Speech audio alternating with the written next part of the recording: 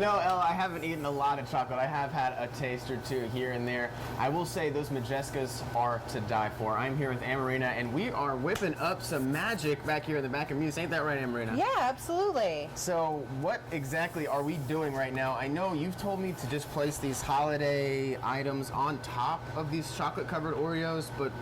Yeah, so we take our chocolate-covered we take our Oreo. We have a pot here of perfectly melted, tempered, ready-to-go milk chocolate.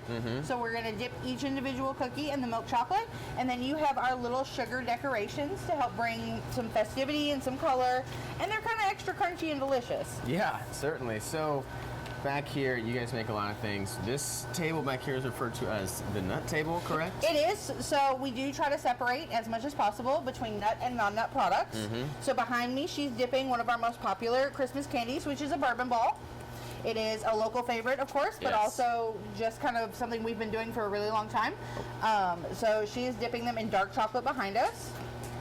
Good deal. So right now we are hand dipping these Oreos. We're hand dipping candy, and that's something here at Muth that the tradition has been kept alive for over a century. It has. We have had to make some adjustments over time. We do still do things the way we did in 1921. So we do have marble slabs that we still hand temper chocolate on, but in order to help keep up with the demand and still provide a product that we're proud of, we have added a few developments that make it a little bit easier. However, what you see in front of you is pretty much the most amount of technological development that we have. We do things as simply as we can, and we stick to recipes that work. We don't use any preservatives or additives.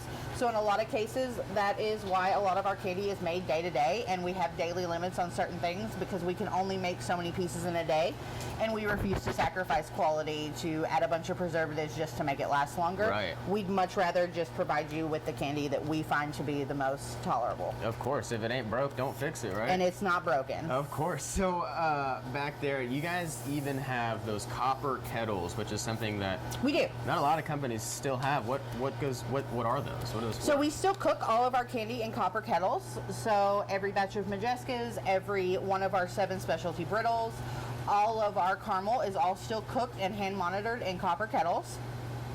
Good deal.